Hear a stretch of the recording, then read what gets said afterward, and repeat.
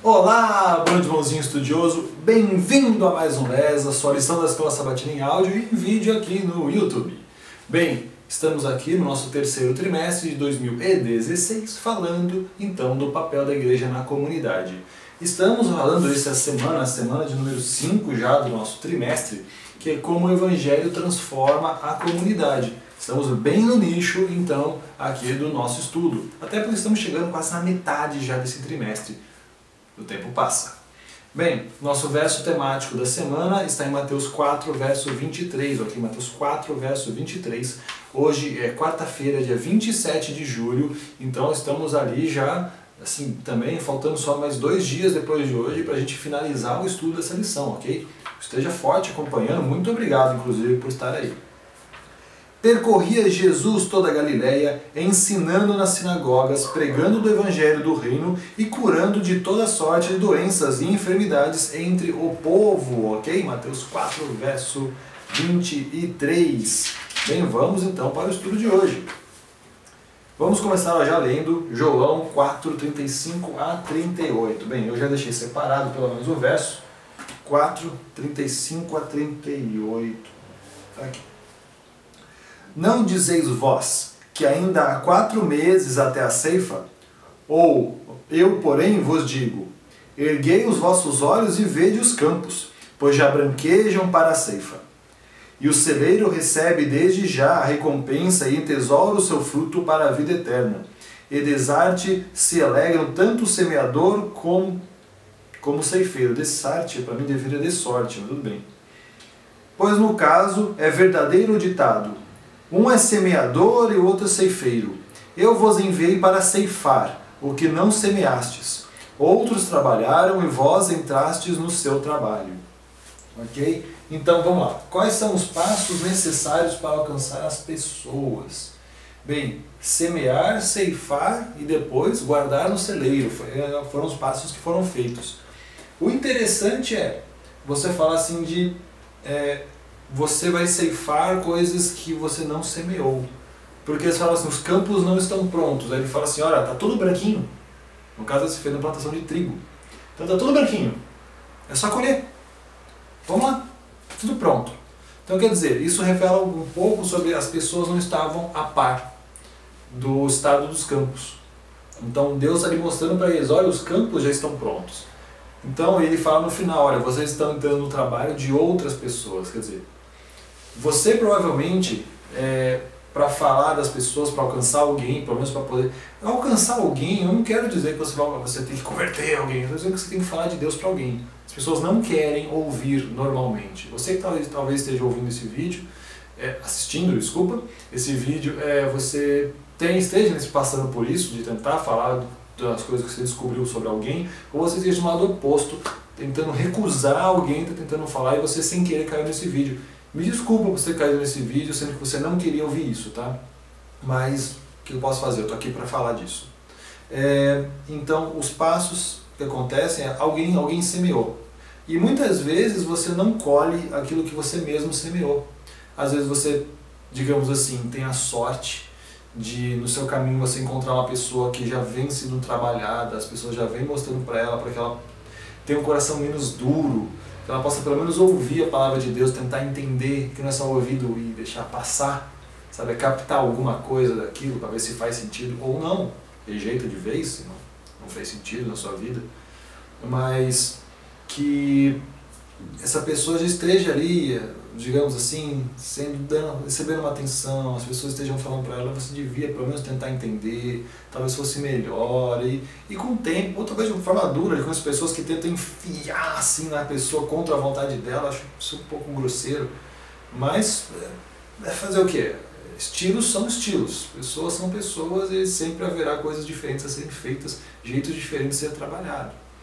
Mas então alguém semeou, alguém fez alguma coisa e você pode acabar colhendo, você acaba com a pessoa que já está mais propícia a ouvir e você pode falar, a pessoa pode compreender o que você falou. Não pode nem falar em termos de aceitar ou não, porque a pessoa pelo menos pode decidir tomar uma decisão. A primeira decisão importante é sempre tomar uma decisão.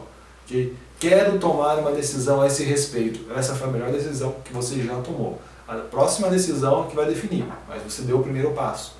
Então, esse é o fato. Então você tem que semear e alguém, ou você mesmo, vai conseguir ceifar, que é colher, e depois, provavelmente, quem ceife vai colher os frutos, ou todo mundo colhe os frutos, né? Porque tudo isso era feito em coletividade. Lembrar que todo esse trabalho do campo era feito em coletivo. Então as pessoas colhiam, mas para o coletivo. Entendeu? Todo mundo se beneficiava. Bem, vamos lá, vai. O trabalho de um agricultor é um bom exemplo das diversas etapas do desenvolvimento espiritual. Outros tipos de atividades agrícolas precisam ser realizadas antes de uma colheita farta. Não são necessários, porém, ceifeiros na seara do Senhor. Você pode imaginar um agricultor na época da colheita, dizendo a seus trabalhadores, abre aspas, a época da colheita está chegando, por isso precisamos começar a plantar sementes. A colheita só ocorre depois que o agricultor se empenhou em cultivar a terra durante um longo período, inclusive plantar as sementes antes. Ok? Então tem esse fato, é bem estágio, bem fácil de você compreender os estágios. Agora vamos aqui. A agricultura inclui a preparação do solo, pois nem todo solo é originalmente bom. O que sua igreja pode fazer em sua comunidade para amolecer o solo duro e remover as rochas e espinhos? Ele recomenda aqui uma leitura de Mateus 13. Então vamos fazer a leitura, que eu já separei também ali na Bíblia. Mateus 13, 3 a 9, ok? Então eu só deixei marcado, pensei que eu pego os versos e já marco para a gente ganhar tempo. Mateus 13, 3 até 9, ok, está aqui. E de muitas coisas lhe falou das parábolas e dizia, eis que o semeador saiu a semear. E ao semear, parte caiu à beira do caminho e vindo as aves, comeram. Outra parte caiu em solo rochoso, onde a terra era pouca e logo nasceu, visto que não profunda a terra. Saindo, porém, o sol a queimou, porque não tinha raiz, secou-se. Outra caiu entre os espinhos, e os espinhos cresceram e a sufocaram. Outra, enfim, caiu em boa terra, e deu fruto, a 100, a 70 e a 30 por um. Quem tem ouvidos, ouça. Então, eu sempre acho interessante esse quem tem ouvidos ouça, quer dizer, todos ouçam isso, entendeu? É uma chamada de atenção que você falava depois. Esse jeito de falar, esse tipo de linguagem, acho tão interessante. Pode não ser muito prática, mas é interessante. Espero que você concorde. Então, o que sua igreja pode fazer para amolecer o solo duro, remover as rochas? Quer dizer, tem o solo duro, que tinha pouco solo, né? Tinha muita pedra, que a planta não fez raiz. O que é um solo duro? A gente costuma aplicar, categorizar as coisas, a gente gosta, né? A gente gosta de esmiuçar tudo e categorizar e criar padrõezinhos, a gente é muito fariseu, cara. Mas não estou falando de gente como uma denominação, estou falando de gente humana. O ser humano é muito desgraçado. A gente gosta, então, vamos ser esses desgraçados que nós somos, malditos caídos pelo pecado. Então vamos lá. O que é isso? O cara que cai na rocha, que não faz raiz, é aquele que escuta, mas ou as pessoas abandonam depois que ele começou a escutar, então ele não conseguiu crescer, ele não conseguiu entender, ele entendeu um pouco, mas não entendeu tudo, ou ele mesmo não estudou e ficou assim, esse negócio de cristianismo, eu não estou entendendo isso aqui, o que eu tenho que fazer, não sei o que lá. Aí quando vem qualquer provação, vem qualquer coisa que poderia até ajudar ele a crescer, ele não consegue compreender por aquilo que está vendo e ele morre, ele seca. O cristianismo é que a pessoa seca e espiritualmente ela morre. Você tem aquele que cai pelos espinhos, que novamente a gente vai chamar espinhos de dificuldade e dores. No primeiro seria alguma coisa, veja, o sol a secou. O sol é importante para a planta. Então o sol é uma coisa que podia fazer a planta crescer, mesmo assim ela não aproveita, porque ela está muito rasa. A segunda não fala que ela está rasa, mas fala que ela estava ali para crescer, só que vieram coisas e encobriram a luz, encobriram o ar, quer dizer, vieram problemas, trabalhos, aflições que deixou aquela pessoa de um jeito que ela não conseguia ter tempo, provavelmente, para Deus. Provavelmente veio alguma coisa que ela não conseguia respirar, uma dor, uma depressão muito forte que ela não conseguia superar, e isso a matou espiritualmente também, tá bom? Então você tem aí também essa coisa. Agora, você tem aquela planta também, que foi comida pelas aves que eu estou pulando, quer dizer, aquela semeada que não deu nada, não caiu no solo para dar fruto. A gente costuma categorizar esse tipo de semeadura como a semeadora distribui folheto em caixa de correio. Você espalhou, você pôs um trecho da palavra ali, mas você não fez um contato com a pessoa, você jogou na sorte e infelizmente ela não chegou em lugar nenhum, entendeu? Ela não chegou, as pessoas vão pegar a caixa do correio e vão jogar fora, dificilmente alguém pega e lê. Então a gente classifica, eu pelo menos agora coloco essa posição de que essa distribuição de folheto, sem ser pessoalmente, até pessoalmente já faz assim, entendeu? Você vê a pessoa pelo folheto rasgando e jogando fora em seguida. Isso quando não joga na rua. Não jogue folhetos na rua, ok? Tem um lixo, leve até um lixo, põe no bolso da tua blusa, da tua calça e leve até um lixo. É um folheto, não um sorvete que vai manchar tua roupa. Desculpa. Então aí tem um último que caiu na terra boa, que provavelmente é o mesmo exemplo de que a gente leu em João, que é quando o cara pega ali do que ele, vamos semear, a terra estava nascendo, então você pega uma terra que já foi mexida, ela já está boa, ela está preparada, então você joga uma semente e ela cresce saudável. E nem sempre foi você que preparou, porque o cara era o semeador, ele não era o arador. Isso é interessante. Toda essa questão agrícola é muito forte, era muito forte no tempo de lá, e eu espero que você consiga entender, você com seu smartphone aí, consiga entender questões de plantio, ok? É bom estudar. Vamos lá. Alguns trabalhadores fizeram o árduo trabalho agrícola antes da colheita, e outros colhem os benefícios de seu esforço.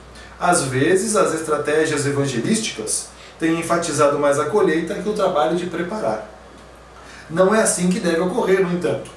O solo precisa ser preparado muito antes que o evangelista venha e comece a pregar com a esperança de colher frutos. Devemos olhar para o trabalho agrícola como um processo. Analisar o solo, preparar e arar a terra, plantar, irrigar, fertilizar, combater as pragas, esperar, colher e aí preservar a colheita. Trocentos passos, eu acho que uns 10 passos aqui, a gente for separar palavra por palavra aqui, que poderiam ser descritos como etapa de processos agrícolas para a produção e depois no final termina com a preservação da colheita, que é a manutenção interna da igreja. Olha que coisa legal. Colher é apenas uma parte do processo. Na igreja, o processo de agricultura poderia incluir atividades de análise de solo, como pesquisas de avaliação das necessidades da comunidade, análise das características da população, entrevista com líderes comunitários, quem quer que eles sejam, ok?